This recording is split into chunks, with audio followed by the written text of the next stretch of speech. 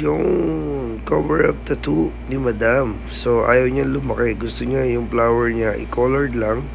Then, same size lang din. Ginawa natin is, nilagyan na lang natin ng leaves, then a flower. So, yung ginamit natin style dyan is color packing lang. Hindi siya medyo realism, pero parang ganun na rin. Nilaro ko lang yung kulay niya. Yung mga dark na red, yung brown, sinawsaw ko sa red, tapos sinawsaw ko siya sa dark ng opaque. Yan. Tapos, minix ko yung red, tangerine, pink. Yan. Tapos, sa light naman, pink and white. Kukunin mo lang naman yung ano niya contrast niya. So, sa lahat ng mga gusto magtattoo ng rose dyan, pinaka the best yung kunin mo lang yung dark to light ng red. Tapos, ang gamit ko dyan, nag-bloodlines ako ng 3RL. Tapos, ayan, 25.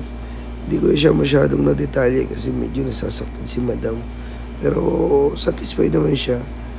And, as long na na-cover up natin yung old tattoo niya, ayan, solid pa rin naman. Tapos, nagpagawa siya ng dove na may clover sa bibig. Swerte daw yun. 5.5 yung voltage, tapos 3RL bloodlines na may kasamang kulay na parang ganong style. Tapos balikan mo na lang yung pwede mong i-dark, tapos light lang yung shading, halos wash lang yan para pag gumaling parang white siya, di ba? So yan yung cover up.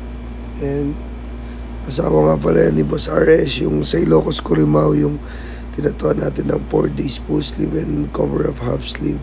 Then, ito yung kaibigan ni Madam, best friend niya. First tattoo niya rin.